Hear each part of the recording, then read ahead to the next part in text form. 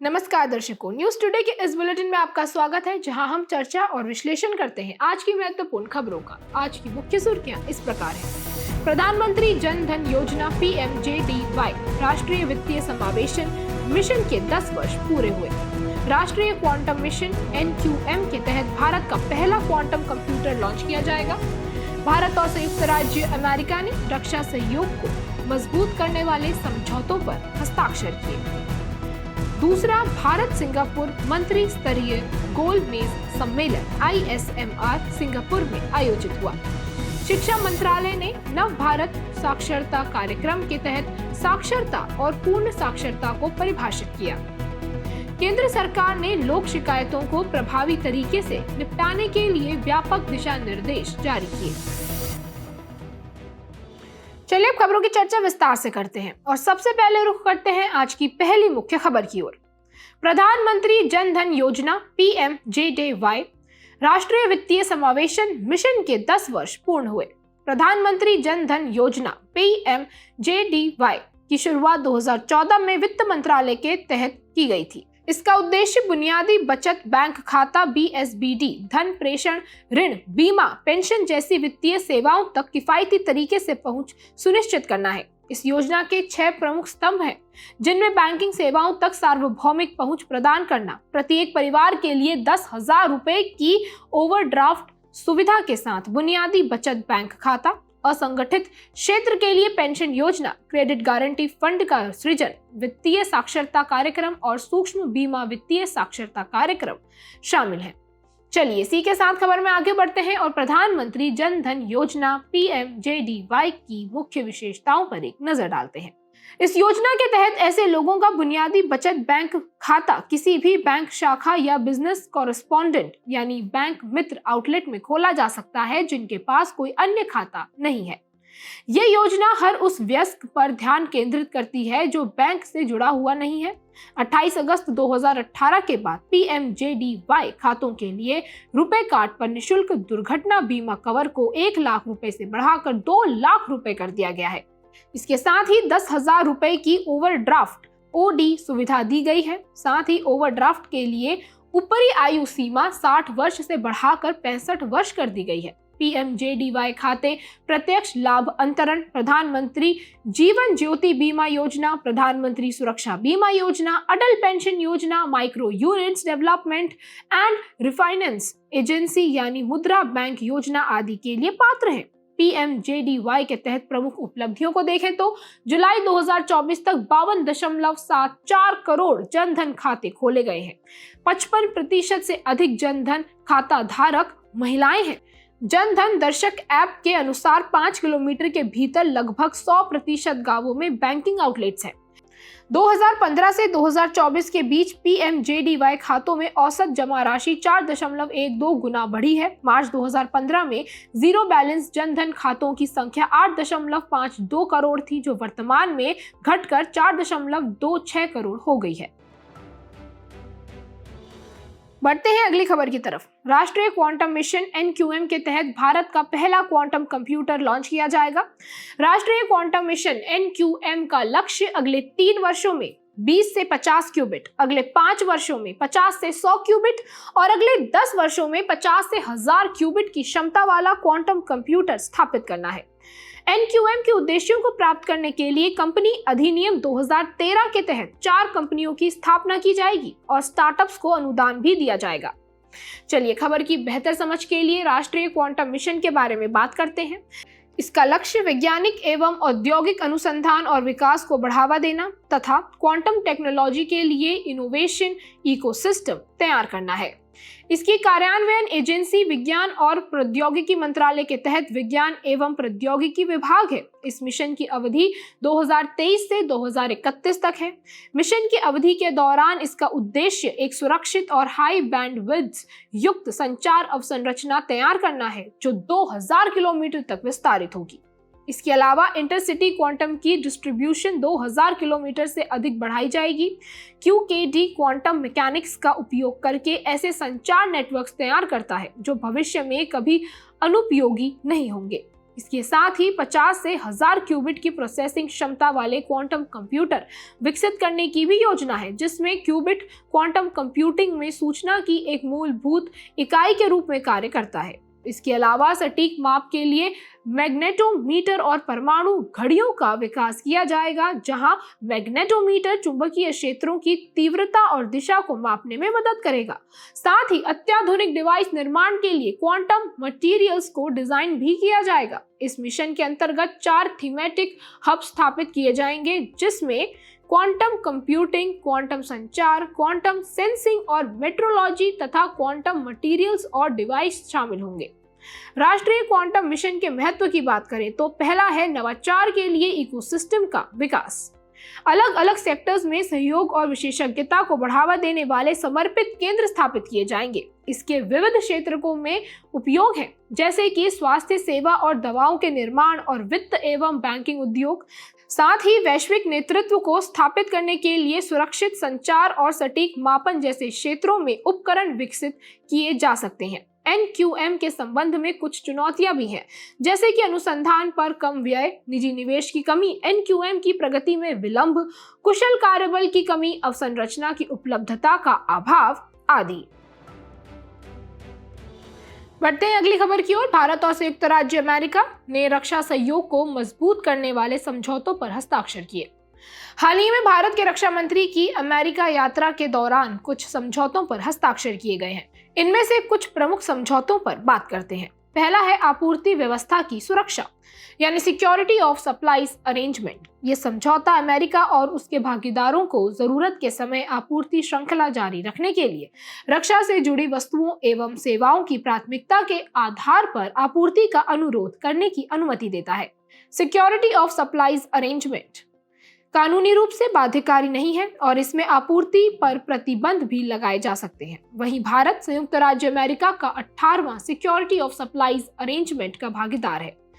इस अरेंजमेंट के महत्व की बात करें तो ये दोनों देशों के बीच रक्षा तकनीक और व्यापार को मजबूत बनाने वाले प्रमुख कारक हैं। साथ ही ये सुरक्षा सुनिश्चित करने वाली निवेश रणनीतियों को तैयार करने में सहायक है और रक्षा उद्योग से जुड़ी भारतीय कंपनियों के लिए वैश्विक रक्षा बाजार में भागीदारी बढ़ाने के अवसर भी प्रदान करता है। इस ओर अगला मुख्य समझौता है संपर्क अधिकारियों की नियुक्ति पर समझौता ज्ञापन। यह समझौता सूचना के आदान प्रदान को बढ़ाएगा। साथ ही इसके तहत अमेरिका के प्रमुख सामरिक कमानों में भारतीय सशस्त्र बलों के अधिकारियों की तैनाती भी की जा सकेगी। इसी के साथ खबर में आगे बढ़ते हैं और भारत और अमेरिका के बीच रक्षा और रक्षा सहयोग को बढ़ावा देने वाली अन्य पहलों के बारे में जानते हैं।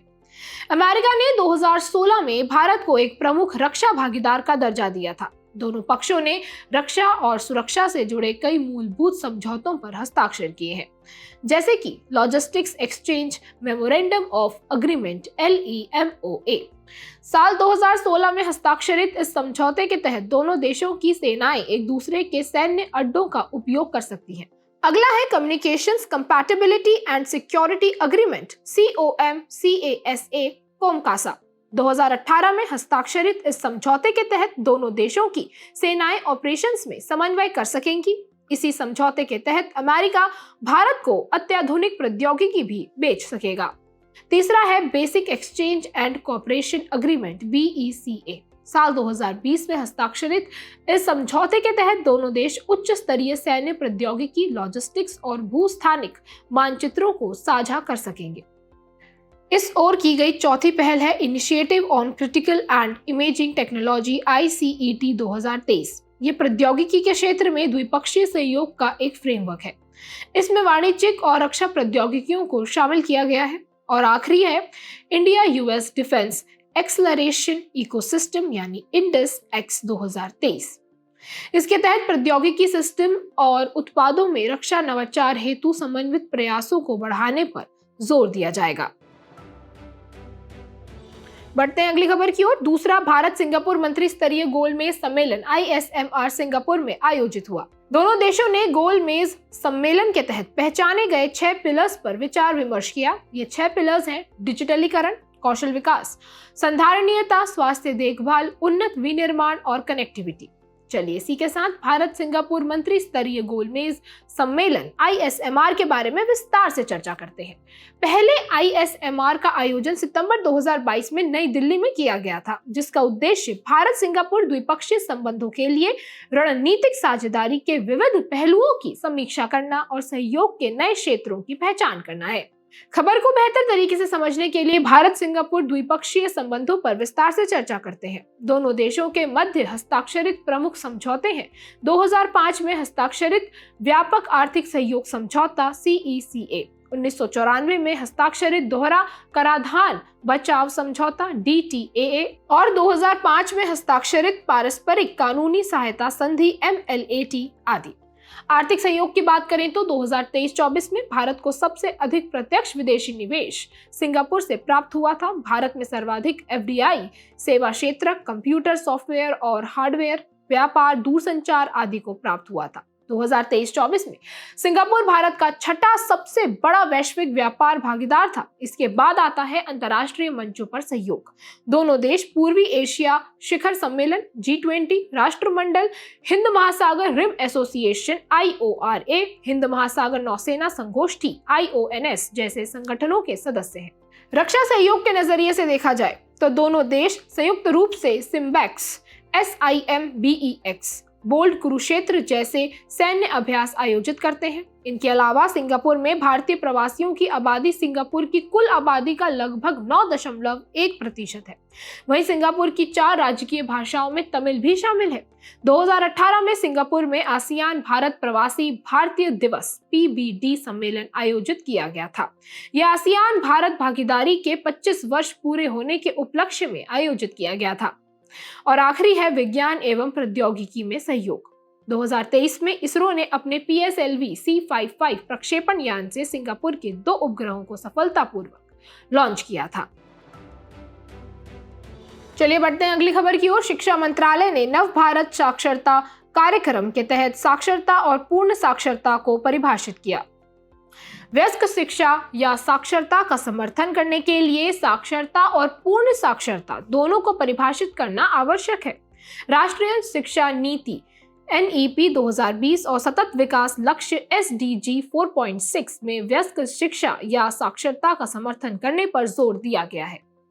इसके अलावा SDG 4.6 के तहत यह सुनिश्चित करने का भी लक्ष्य रखा गया है कि सभी युवा और वयस्क 2030 तक साक्षरता एवं संख्यात्मक गणना कौशल प्राप्त कर ले। ऐसे में यह समझना जरूरी है कि बेसिकली साक्षरता क्या है। समझते हुए पढ़ने, लिखने और गणना करने की क्षमता साक्षरता कहलाती है। इसमें पहचान, समझ, व्याख्या और सृजन करने की क्षमता के साथ साथ महत्वपूर्ण जीवन कौशल जैसे डिजिटल और वित्तीय साक्षरता को भी शामिल किया जाता है। पूर्ण साक्षरता की बात करें तो किसी राज्य या केंद्र शासित प्रदेश में 95% साक्षरता प्राप्त करना पूर्ण साक्षरता के समतुल्य मानी जाएगी। इसी के साथ खबर में आगे बढ़ते हैं और नव भारत साक्षरता कार्यक्रम NILP के बारे में विस्तार से चर्चा करते हैं। इसे ULLAS यानी understanding of life long learning for all in society के नाम से भी जाना जाता है। ये शिक्षा मंत्रालय द्वारा शुरू की गई एक केंद्र प्रायोजित योजना है। इसकी अवधि 5 वर्ष यानी वित्त वर्ष 2022 से 2027 तक है। इसका उद्देश्य देश में 15 वर्ष और उससे अधिक आयु वर्ग के सभी गैर साक्षरों को लक्षित करना है। इनमें महिलाओं और साक्षरता की दृष्टि से पिछड़े राज्यों पर अधिक ध्यान दिया जाता है। इस योजना के तहत वित्त वर्ष 2022 से 27 के लिए 5 करोड़ शिक्षार्थियों का लक्ष्य निर्धारित किया गया है। इसके लिए online teaching, learning and assessment system OTLAS का उपयोग भी किया जाएगा। इस अभियान में राष्ट्रीय सूचना विज्ञान केंद्र NCERT और राष्ट्रीय मुक्त विद्यालय शिक्षा संस्थान यानी NOIS का सहयोग लिया जाएगा। यह योजना स्कूलों, उच्चतर शिक्षा संस्थानों तथा शिक्षा संस्थानों के स्वयंसेवी शिक्षकों और छात्रों के माध्यम से क्रियान्वित की जाएगी। यह योजना राष्ट्रीय शिक्षा नीति NEP 2020 की सिफारिशों के अनुरूप है। इस योजना की आवश्यकता इसलिए भी है क्योंकि 2011 की जनगणना के अनुसार 15 वर्ष और उससे अधिक आयु वर्ग में गैर साक्षरों यानी नॉन लिटरेट्स की कुल आबादी 25.76 करोड़ है। इसी के साथ रुख करते हैं अगली खबर की ओर। केंद्र सरकार ने लोक शिकायतों को प्रभावी तरीके से निपटने के लिए व्यापक दिशा निर्देश जारी किए। प्रशासनिक सुधार और लोक शिकायत विभाग ने केंद्रीकृत लोक शिकायत निवारण और निगरानी प्रणाली यानी CPGRAMS को नागरिकों के लिए अधिक प्रभावी और सुलभ बनाने हेतु इसकी प्रक्रियाओं की समीक्षा की है। इसी समीक्षा के बाद ही व्यापक दिशा निर्देश जारी किए गए हैं। इसके मुख्य दिशा निर्देशों पर एक नजर डालते हैं। पहला है नोडल अधिकारियों की नियुक्ति। इनकी नियुक्ति प्रत्येक मंत्रालय या विभाग में प्राप्त शिकायतों के दक्षता पूर्वक प्रबंधन के लिए की जाएगी। अगला निर्देश है समर्पित शिकायत प्रकोष्ठ यानी डेडिकेटेड ग्रीवेंस सेल्स। इन्हें प्रत्येक मंत्रालय या विभाग में स्थापित किया जाएगा। साथ ही इन्हें पर्याप्त संसाधन उपलब्ध कराए जाएंगे। तीसरा है फीडबैक और अपील प्रणाली। निपटान की गई शिकायतों पर नागरिकों से SMS, ईमेल और कॉल सेंटर के माध्यम से फीडबैक प्राप्त किया जाएगा। समाधान से असंतुष्ट नागरिक वरिष्ठ प्राधिकारी के पास अपील दायर कर सकते हैं। चौथा है आर्टिफिशियल इंटेलिजेंस यानी AI आधारित विश्लेषण। इसका इस्तेमाल नागरिकों से प्राप्त फीडबैक के विश्लेषण के लिए किया जाएगा। पांचवा निर्देश है प्रशिक्षण और क्षमता निर्माण। CPGRAMS में नियुक्त शिकायत निवारण अधिकारियों का क्षमता निर्माण और प्रशिक्षण सेवोत्तम योजना के तहत किया जाएगा। इसी के साथ केंद्रीकृत लोक शिकायत निवारण और निगरानी प्रणाली यानी CPGRAMS के बारे में भी जान लेते हैं। ये किसी भी विषय पर नागरिकों द्वारा शिकायत दर्ज करवाने के लिए एक साझा ओपन प्लेटफॉर्म है। इस पर केंद्र सरकार या राज्यों या केंद्र शासित प्रदेशों के किसी भी लोक प्राधिकारी के खिलाफ शिकायत दर्ज की जा सकती है। इसकी शुरुआत 2007 में भारत सरकार के प्रशासनिक सुधार और लोक शिकायत विभाग ने की थी। इस प्रणाली की मुख्य उपलब्धियां भी हैं, जैसे कि इस पोर्टल ने 2022 से 2024 की अवधि में लगभग 60 लाख लोक शिकायतों का समाधान किया है और शिकायत दर्ज होने और उसे प्रभावी तरीके से निपटाने की अवधि 30 दिन से घटाकर 21 दिन कर दी गई है। 2022 में सरकार ने CPGRAMS में 10 चरणीय सुधारों को लागू किया था। इन सुधारों में CPGRAMS 7.0 का सभी के लिए उपयोग सुनिश्चित करना, AI की मदद से अत्यावश्यक शिकायतों की स्वतः पहचान करना और आर्टिफिशियल इंटेलिजेंस या मशीन लर्निंग का लाभ उठाना आदि शामिल है। खबर के आखिर में शिकायत निवारण के लिए शुरू की गई अन्य पहलों पर भी एक नजर डाल लेते हैं। पहली पहल है proactive governance and timely implementation Pragati. इसे इलेक्ट्रॉनिक्स और सूचना प्रौद्योगिकी मंत्रालय ने स्थापित किया है। ये एक इंटरैक्टिव और सूचना एवं संचार प्रौद्योगिकी आधारित प्लेटफॉर्म है। यह आम व्यक्ति की शिकायतों का समाधान करता है। इस ओर दूसरी पहल है एकीकृत शिकायत निवारण तंत्र INGRAM। इस पोर्टल को उपभोक्ता मामलों के विभाग ने उपभोक्ता की शिकायतों के समाधान के लिए लॉन्च किया है। और तीसरी पहल है सेवोत्तम सेवा वितरण उत्कृष्टता मॉडल। इसे प्रशासनिक सुधार और लोक शिकायत विभाग ने 2006 में तैयार किया था। इसका उद्देश्य देश में सार्वजनिक सेवा वितरण की गुणवत्ता में सुधार लाना है। चलिए इसी के साथ बढ़ते हैं हमारे अगले खास सेगमेंट सुर्खियों में रहे स्थल की तरफ। हमारा आज का स्थल है सूडान। इस देश की राजधानी है खार्तूम। पूर्वी सूडान में हुई भारी वर्षा के कारण एक बांध टूटने से आई बाढ़ के चलते कई लोगों की मृत्यु हो गई। सूडान की भौगोलिक अवस्थिति को देखें तो इसकी स्थलीय सीमाएं उत्तर में मिस्र, पूर्व में इरिट्रिया और इथियोपिया, दक्षिण में साउथ सूडान, पश्चिम में सेंट्रल अफ्रीकन रिपब्लिक और चाड तथा उत्तर पश्चिम में लीबिया से लगती हैं। इसके पूर्व में लाल सागर के साथ समुद्री सीमा है। भौगोलिक विशेषताओं में जेबेल मार्रा पर्वत की डेरिबा काल्डेरा इस देश का सर्वोच्च शिखर है और प्रमुख नदियों में नील और टेकेस आदि शामिल हैं। सूडान देश की जलवायु की बात करें तो उत्तर से दक्षिण की ओर बढ़ने पर बदलाव देखने को मिलता है, जहां उत्तरी भाग में मरुस्थलीय जलवायु, दक्षिण की तरफ बढ़ने पर कम वर्षा वाली अर्ध शुष्क और उष्णकटिबंधीय सवाना प्रकार की जलवायु पाई जाती है। बुलेटिन के आखिर में अब बढ़ते हैं आज की संक्षिप्त सुर्खियों की तरफ। विधि एवं न्याय मंत्रालय के अनुसार 2022 में केवल 0.11% मामलों का समाधान प्ली बार्गेनिंग के माध्यम से किया गया था। ये बचाव पक्ष और अभियोजन पक्ष के बीच एक समझौता होता है। इसमें अभियुक्त कम अपराध या कम सजा के लिए दोषी ठहराया जाता है। केंद्रीय गृह मंत्रालय ने केंद्र शासित प्रदेश लद्दाख में 5 नए जिलों के गठन की घोषणा की है। ये जिले हैं ज़ंस्कार, द्रास, शाम, नुब्रा और चांगथांग। वर्तमान में लद्दाख में केवल 2 जिले हैं, लेह और कारगिल। भारतीय reserve bank unified lending interface ULI launch करेगा। ये एक टेक्नोलॉजी प्लेटफॉर्म होगा जो बाधा रहित ऋण उपलब्ध कराएगा। इससे ऋणदाताओं के लिए विविध डेटा सेवा प्रदाताओं से डिजिटल सूचना का निर्बाध और सहमति आधारित प्रवाह सुगम हो जाएगा। TRAI के अनुसार 22 जुलाई 2024 तक देश में 2,07,642 PMWANI PM वानी वाईफाई हॉटस्पॉट्स स्थापित किए गए हैं। ये संख्या 2022 तक 10 मिलियन और 2030 तक 50 मिलियन सार्वजनिक वाईफाई हॉटस्पॉट्स स्थापित करने के लक्ष्य से काफी कम है। असम सरकार ने हुलोंगा पार गिब्बन वन्य जीव अभयारण्य में तेल और गैस अन्वेषण के लिए अनुमति प्रदान की है। भारत के एकमात्र गिब्बन इसी अभयारण्य में पाए जाते हैं।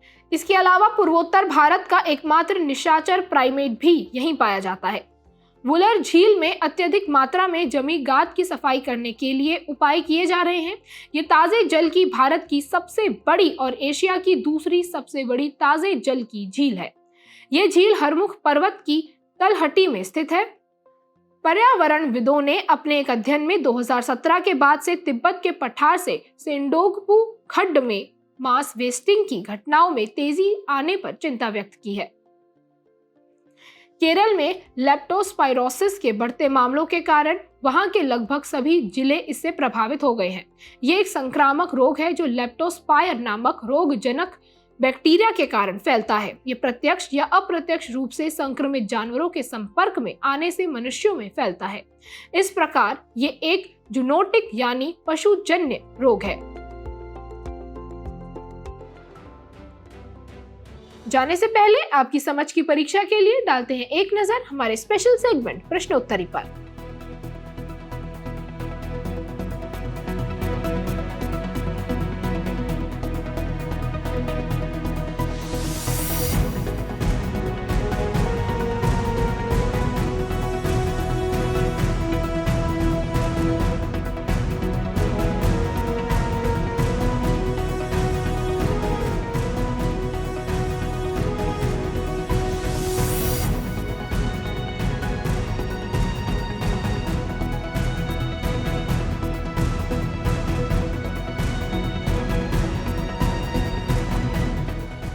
हमसे जुड़ने के लिए आपका धन्यवाद। उम्मीद है न्यूज टुडे का ये बुलेटिन आपको पसंद आया होगा। न्यूज टुडे की PDF को डाउनलोड करने के लिए और आज की क्विज के उत्तर के लिए डिस्क्रिप्शन में दिए गए लिंक्स पर क्लिक कीजिए।